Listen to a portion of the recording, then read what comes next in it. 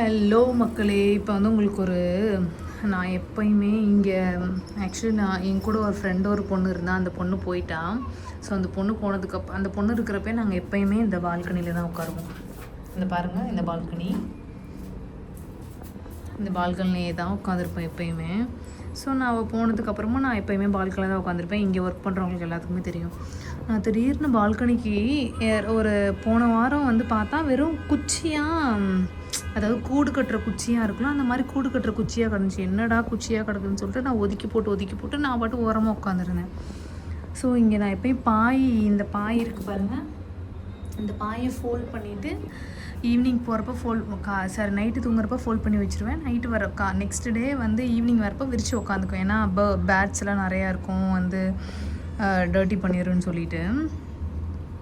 So அன்றைக்கி 2 நாள் கழித்து திருப்பி வந்து பார்க்குறேன், என் பாயில் ஒரு முட்டை விட்டுருக்குக்கா.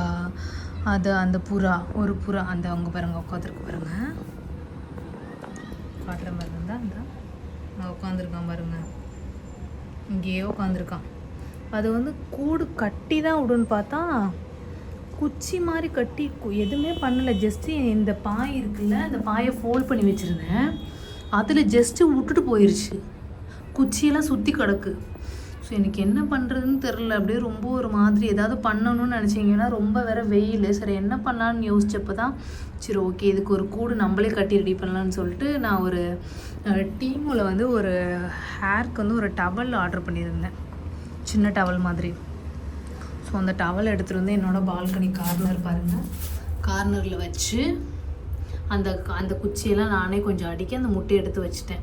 நேற்று ஃபுல்லாக ரொம்ப நேரம் வெயிட் பண்ணி வரான். நான் போனதுக்கப்புறம் அவன் வந்திருக்கான் பாருங்கள். வந்து இந்த குச்சியெல்லாம் அவனாக அரேஞ்ச் பண்ணி வச்சு அந்த முட்டைக்கிட்ட அவனாக படுத்திருக்கான்.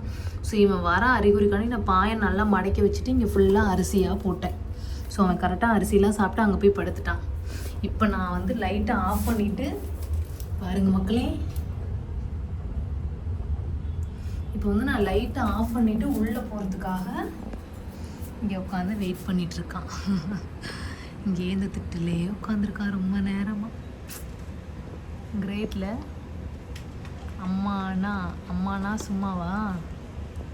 ஸோ அது வந்து மனித பிறவிக்கும் சரி, எல்லா பிறவைகளுக்கும் சரி, உலகத்தில் பிறந்த அனைத்து பிறவைகள்லேயும் அம்மானா சும்மா கிடையாது.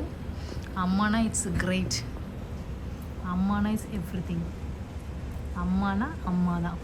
அது புறாவாக இருந்தாலும் சரி, எதுவாக இருந்தாலும் சரி. ஓகே மக்களை, ஜஸ்ட்டு நான் பார்த்தேன், உங்கள்கிட்ட சொல்லணும்னு தோணுச்சு. ஸோ நெக்ஸ்ட்டு வந்து இது வந்து வேறு முட்டை விட்டாலும் உங்களுக்கு நான் அப்டேட் பண்ணுறேன். ஸோ இது வந்து குஞ்சு பொரிக்கிறப்ப நான் உங்களுக்கு ஒரு வீடியோவை எடுத்து அப்லோட் பண்ணுறேன் மக்களே. பாய். நெக்ஸ்ட் வீடியோவில் பார்க்கலாம். பாய் மக்களே.